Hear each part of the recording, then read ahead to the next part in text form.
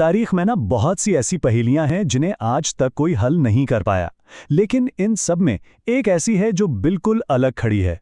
उसका नाम है वॉयनिच मैन्यूस्क्रिप्ट और इसे दुनिया की सबसे पुरासरार किताब भी कहा जाता है।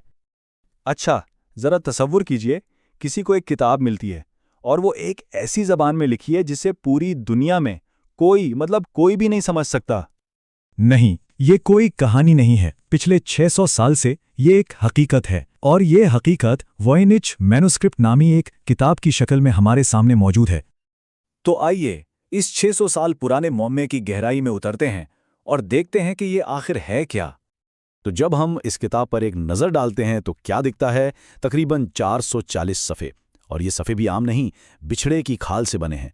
इन पर एक बिल्कुल अनोखी घूमती हुई सी लिखाई है और साथ में है ऐसी अजीब व गरीब तस्वीरें जिन्हें आज तक कोई पहचान नहीं पाया।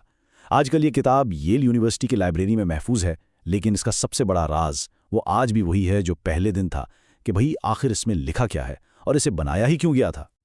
अब इस राज को समझने के लिए हमें सुरागों की ज़रूरत है, और सबसे बेहतरीन सुराग हमें खुद इस किताब के अंदर से ही मिलते हैं। और यहीं से कहानी असल में दिलचस्प होना शुरू होती है। साइंसदानों ने जब रेडियोकार्बन डेटिंग की तो पता चला कि इसके सफ़ात 1404 से 1438 के दरमियान बनाए गए थे। यानी ये कोई आज का बनाया हुआ फ्रॉड नहीं है, ये वाकई सैकड़ों साल पुरानी कुरूने वस्ता की एक हकीकी चीज़ है। और बात सिर्फ सफ़ात की नहीं, इसकी हर एक चीज़ अपने दौर की गवाही देती है। वही बिछड़े की खाल, वही आयरन गाल रोशनाई और वही रंग जो 15वीं सदी में इस्तेमाल होते थे। ये बिल्कुल एक क्लासिक हाथ से बनी हुई कुरून वस्ता की किताब है। मतलब ये तो तय है कि ये असली है, कोई जदीद दौर की जैलसाजी नहीं। लेकिन जैसे ही हम इसकी तस्वीरों पर नज़र डालते हैं ना, तो ये मुअम्मा और भी गहरा हो जाता है। इसमें पौधों की तस्वीरें हैं, लेकिन ऐसे पौधे जो हमारी ज़मीन पर कहीं नहीं पाए जाते। आसमान के नक्शे बने, पर उनमें सितारे और बुर्ज ऐसे हैं जो हमने कभी देखे ही नहीं। कुछ सफ़ों पर तो लोग अजीब सी नलकियों वाले तालाबों में नहा रहे हैं, और फिर कुछ दवाओं जैसे नुस्खे भी हैं जिन पर सितारे बने हुए हैं। हर तस्वीर एक नया सवाल खड़ा कर देती है। चलें, अब आते हैं इस किताब के सबसे ज़्यादा परेशान कुन हिस्से की तरफ, यानी इसकी तहरीर, जिसे वॉयनिचेस कहा जाता है। तो सवाल ये उठता है कि क्या ये सब सिर्फ बेमानी लकीरें हैं, ऐसे ही किसी ने कुछ भी लिख दिया हो? माहिरीन कहते हैं नहीं, ऐसा बिल्कुल नहीं है। जब इसका गहराई से तज्जिया किया गया ना, तो बड़ी हैरान कुन चीज़ें सामने आईं। देखें, अगर कोई ऐसे ही कुछ लिख दे तो उसमें कोई पैटर्न नहीं होता, लेकिन इस किताब में अल्फाज बार बार दोहराए जाते हैं, बिल्कुल किसी भी असली जबान की तरह। यहां तक कि इसमें साबके और लाहके यानी प्रीफिक्सेस और सफिक्सेस जैसे स्ट्रक्चरल एलिमेंट्स भी मौजूद हैं। इसका मतलब साफ है, इसके पीछे कोई ना कोई सिस्टम जरूर है। एक तज्जिया इस बात को बहुत अच्छे से बयान करता है कि इस तहरीर में हर चीज़, हुरूफ की शक्ल, उनके बीच का फासला, अल्फाज का दोहराया जाना, सब कुछ एक खास पैटर्न के तहत है। यानी उसके पीछे कोई मंतिक है, कोई निज़ाम है। लेकिन वो निज़ाम है क्या? यही तो वो सवाल है जिसका जवाब आज तक किसी को नहीं मिला। अब इसके अगले हिस्से में हम एक नज़र डालेंगे इन कोशिशों पर जो इस पहेली को हल करने के लिए की गईं, और देखेंगे कि कैसे दुनिया के ज़हीन तरीन दिमाग भी इसके सामने नाकाम हो गए। इस कोड को तोड़ने की कोशिशें कोई आज की बात नहीं, ये सदियों से जारी हैं। 17वीं सदी में बड़े बड़े आलमों ने इस पर सर खपाया। फिर 1912 में किताब फरोश विल्फ्रेड वॉयनिच ने इसे खरीदा और इसे दोबारा दुनिया के सामने ले आए। यहां तक कि दूसरी जंग अजीम के दौरान अमेरिका के सबसे बड़े कोड ब्रेकर विलियम फ्रीडमैन ने भी हार मान ली और कहा कि यह कोई आम सादा सा कोड नहीं है। और आज हमारे पास जदीद तरीन कंप्यूटर्स हैं जो इसके पेचीदा पैटर्न तो पहचान लेते हैं, लेकिन इसका एक लफ्ज़ भी तर्जुमा नहीं कर पाए। तो फिर आखिर ये है क्या?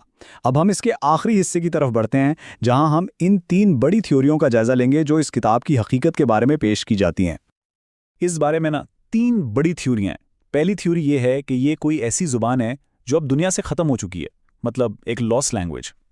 इसकी वजह यह है कि इसकी लिखाई में ज़ुबान वाले सारे पैटर्न हैं, लेकिन मसला ये है कि इस ज़ुबान का कोई और निशान, कोई और सबूत दुनिया में कहीं भी नहीं मिला।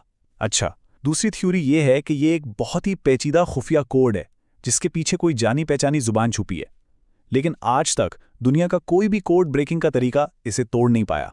और फिर आती है तीसरी और सबसे ज़्यादा मुतनाज़ा थ्योरी कि ये सब एक बहुत बड़ा, बहुत सोचा समझा धोखा है। लेकिन फिर वही सवाल, 15वीं सदी में कोई इतना बड़ा और पेचीदा धोखा क्यों और कैसे बनाएगा? ये जो धोखे वाली थ्योरी है ना, इसे एक बहुत दिलचस्प तजुर्बे से थोड़ी तक़वियत मिली। एक मुहक्किक गॉर्डन रॉग ने दिखाया कि कार्डन ग्रल नामी एक पुराने तरीके का इस्तेमाल करके बिल्कुल वॉइंच जैसी आदादो-शुमार वाली तहरीर बनाई जा सकती है। इससे धोखे का नजरिया मुमकिन तो लगता है, लेकिन यह साबित नहीं होता कि यह वाकई एक धोखा ही है। तो आखिर ये मुअम्मा आज भी इतना बड़ा मामला क्यों है? वजह यह है कि इसकी हर खुसूसियत दूसरे से टकरा जाती है। ये बात तो पक्की है कि ये बहुत पुरानी है। इसकी तहरीर बेमायनी नहीं बल्कि एक पेचीदा निज़ाम के तहत है। इसकी तस्वीरें बहुत तफसील से बनाई गई हैं, लेकिन कोई समझ नहीं पाता कि वो हैं क्या। और आज तक जितने भी लोगों ने दावा किया कि उन्होंने इसे हल कर लिया है, दूसरे माहिरीन ने उनके हल को मुस्तरद कर दिया है। ये वाकई एक परफेक्ट मिस्ट्री है। लेकिन इसका मतलब ये नहीं कि कोशिशें रुक गई हैं। आज हमारे पास हाई रेजोल्यूशन स्कैन्स और मल्टी स्पेक्ट्रल इमेजिंग जैसी टेक्नोलॉजीज हैं जो मुहक्किकीन को नए औजार दे रही हैं। इनसे वो सदियों से छुपे हुए राज, जैसे मिटाए गए अल्फाज या तस्वीरों के नीचे छुपी ड्राइंग्स, तलाश करने की कोशिश कर रहे हैं। तो आखिर में सवाल वही का वही है। 600 साल की गहरी खामोशी के बाद क्या इस किताब के राज कभी दुनिया के सामने आ पाएंगे? ये एक ऐसा सवाल है जो आज भी तारीख दानों, माहिरीन लिसानियात और कोड ब्रेकर्स को सोचने पर मजबूर करता है।